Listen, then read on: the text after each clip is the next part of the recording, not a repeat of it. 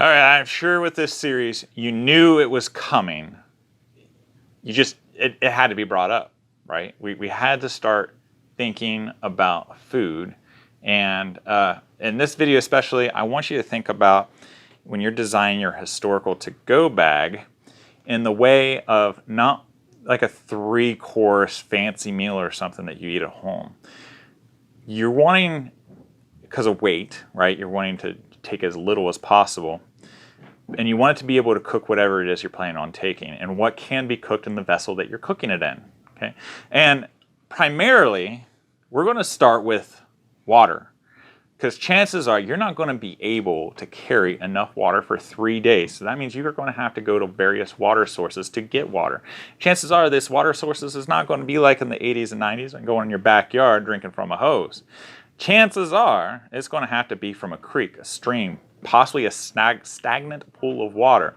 So your ability to keep moving forward, to cook, to clean, and do all the other things that you need to do is going to be dependent on your water source itself. So that means whatever you take to cook primarily needs to cook your food, right? So we need to get your water to boiling, and boiling for at least 10 minutes before you can drink it or eat with it or use it for anything else. You don't want to boil your food in water that has not been sanitized already. So the whole process is now taking longer than what you're probably already used to. And the thing of it is, if you're dying of thirst and you boil your water, you're not going to be able to drink your water right off the bat. You're going to have to wait till it's cooled down. So that means you're going to have to think ahead, at least 1 or 2 steps ahead, for that. You're going to want to have, your canteen not be dead empty before you're already thinking about, now I got to get some water, right? So you're thinking the canteen is going to be at least half full. Like, all right, I need to find some water real quick before I'm out of this. That way I can finish drinking whatever's in here. I can boil the water and put it in here, and while I'm walking, it's cooling down. Or while I'm resting and getting ready for my lunch or something, this thing can cool down. So you could always cook water in your water vessel, whether it be a steel water bottle or a steel canteen. Obviously, you don't have the cover on it. But you want to have something to carry your water in, some type of water vessel. And then you're going to be thinking, well, how am I going to do the sanitizing aspect of it? Now again, you're thinking 2 steps ahead. Well, if I just need to boil water, a billy pot, just a simple pot can do all that. Can you fry in this? Absolutely, right? I think for a to-go bag, Campcraft writers, if they're really trying to save weight, they would just go with a traditional billy pot type of thing. Yes, it may take you longer to cook all your different things in a particular way, but if you are just cooking soups, and if you're out in the wild, and you're trying to get the most out of whatever it is that you're trying to cook, boiling it and making it into a soup or stew or whatever is really the best thing to do. It's the best way to get the most nutritional value, whatever it is you're eating. Frying eliminates a lot of nutritional value. So in a stuff hits the fan situation, we can cut out all of this and just go to a regular pot. I know Nesmic would literally probably just carry a pot. He might have a small personalized skillet that he took with him, but when you're thinking about weight, Nesmic was always thinking about weight. He was like the premier weight guy, and he did carry a skillet, but I think the skillet would get eliminated and just use the pot.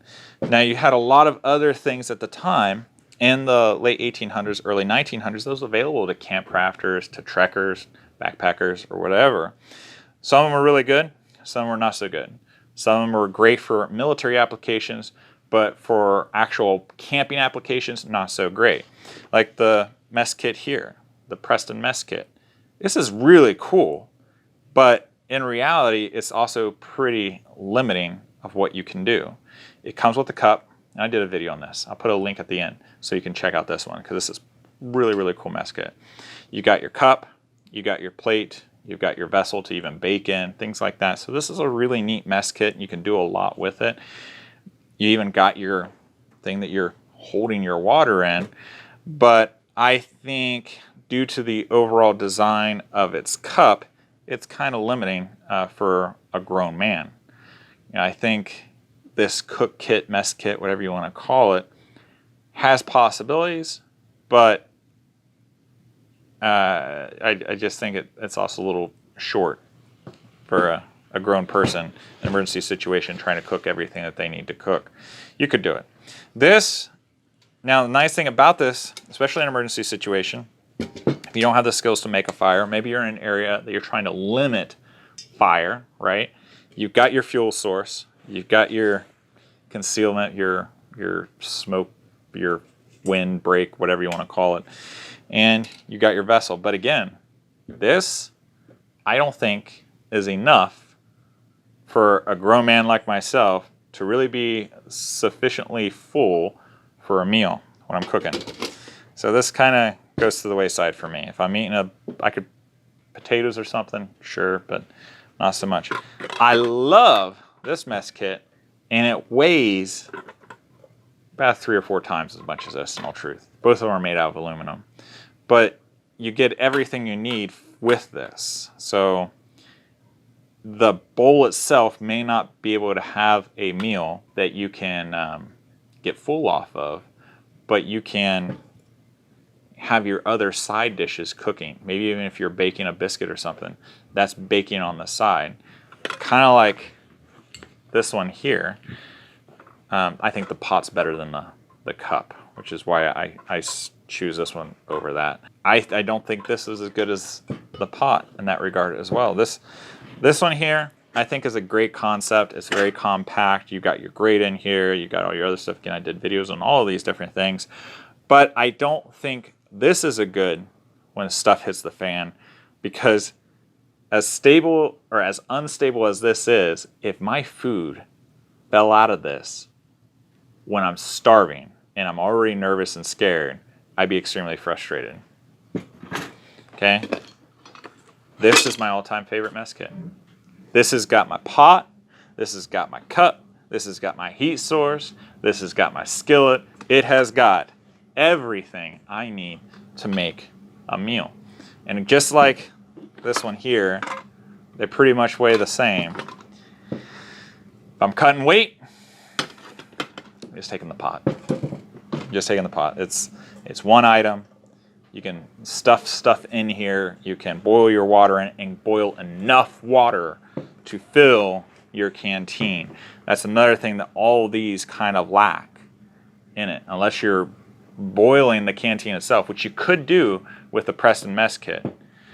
It was designed in a way that you could get away with boiling the water directly in the bottle itself.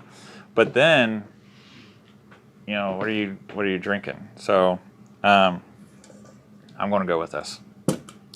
This is what I think the Campcrafters would use in their to-go bag when things get really bad. Let me know what your thoughts are. Would you think they would take a Theros or Scout mess kit or something like that?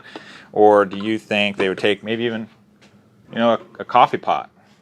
Coffee pot, billy pot, whatever. You can do everything in the coffee pot that you can do in the billy pot. It's a little bit bigger. They make different sizes. But now you have the benefit of a spout.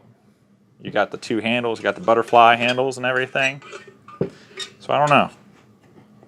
Let me know what you think. Love to hear what you have to say.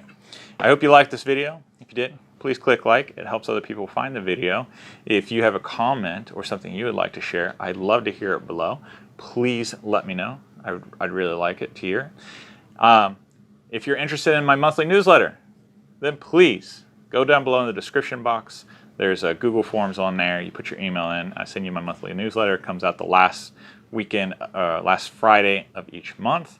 And if you're interested in my website and checking out some of the things that I have that compares to these to give you some ideas for your own go bag, none of those are historical because they don't make any of these reproductions anymore or yet. If you're interested in seeing my video about this really, really rare, awesome cook kit, mess kit, whatever you want to call it, then check it out here. If you'd like to see my take on the Theros mess kits or the other mess kits, check out this playlist here. I hope you guys have a wonderful week. Give a kiss to your loved ones, and I'll see you guys next time. Take care.